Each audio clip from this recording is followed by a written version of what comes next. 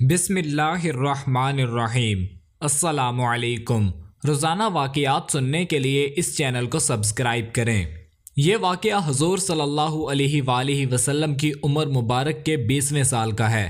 عربوں کی ساری خرابیوں کے باوجود ان کے اندر ابھی تک اخلاق حسنہ کی بعض باقیات موجود تھی۔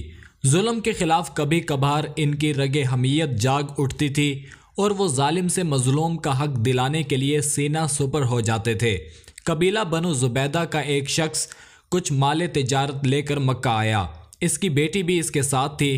اس تاجر سے اس کا سامان مکہ کے مشہور اور مالدار سردار عاص بن وائل نے خرید لیا، لیکن اس نے سینہ زوری کرتے ہوئے اس زبیدی تاجر کی بیٹی کو بھی اپنے قبضے میں لے لیا۔ وہ اجنبی شخص خانہ کعبہ میں آیا اور خانہ کعبہ کا غلاف پکڑ کر بلند آواز سے روتے پیٹتے ہوئے فریاد کرنے لگا، اے شہر مکہ کے شرفاء، تمہارے با اثر آدمی عاص بن وائل نے مجھ سے زبردستی میری بیٹی چھین لی۔ میں مسافر اور مظلوم ہوں، تمہاری خدمت میں درخواست گزار ہوں کہ میری داد رسی کرو اور میری بیٹی مجھے واپس دلاؤ۔ قریش کے کچھ نوجوانوں نے اس مظلوم کی آہو پکار سنی تو اللہ تعالیٰ نے ان کے دلوں میں یہ بات ڈال دی کہ مردانگی کا تقاضا ہے کہ اس مسافر کی داد رسی کی جائے۔ اللہ تعالیٰ نے اپنے گھر کے اندر ایک مظلوم کی داد رسی کو شرف قبولیت بخشتے ہوئے ان لوگوں کے دل خیر کی جانب آمادہ کر دیے۔ یہ کتنے لوگ تھے اس پر کوئی مستند حوالہ ہماری نظر سے نہیں گزرا، البتہ گمان غالب یہ ہے کہ یہ لوگ درجن بھر کے لگ بھگ ہوں گے۔ نبی اکرم صلی اللہ علیہ وآلہ وسلم ان میں پیش تھے۔ یہ سب لوگ اس زبیدی کو اپنے ساتھ لے کر عاص بن وائل کے دروازے پر پہنچے۔ اسے باہر بلایا گیا اور سب نے یک زبان کہا کہ اس مظلوم پر تم نے کیوں ظلم ڈھایا ہے؟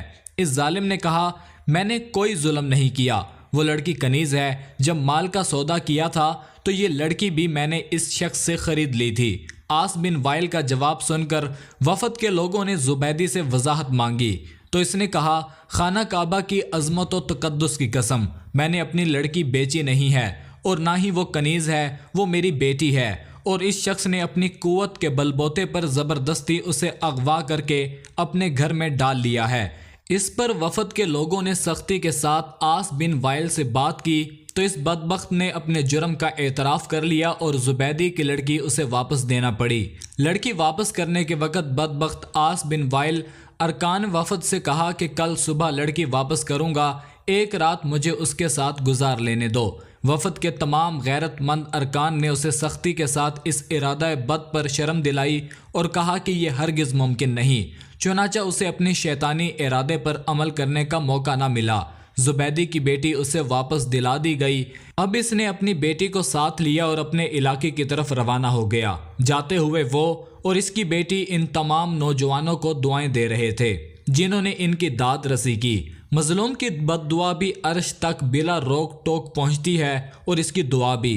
وہ قریشی نوجوان خوش نصیب تھے جنہوں نے مظلوم سے دعائیں لیں۔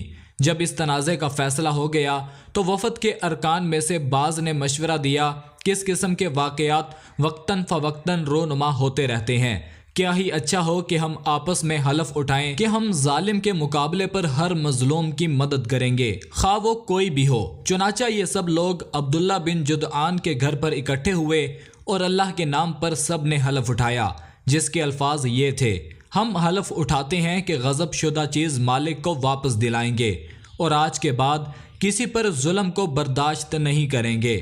ہر مظلوم کی داد رسی ہوگی اور ظالم کو اس کے ظلم کی سزا دی جائے گی۔ مزید اسی طرح کی ویڈیوز دیکھنے کے لیے چینل کو ضرور سبسکرائب کریں۔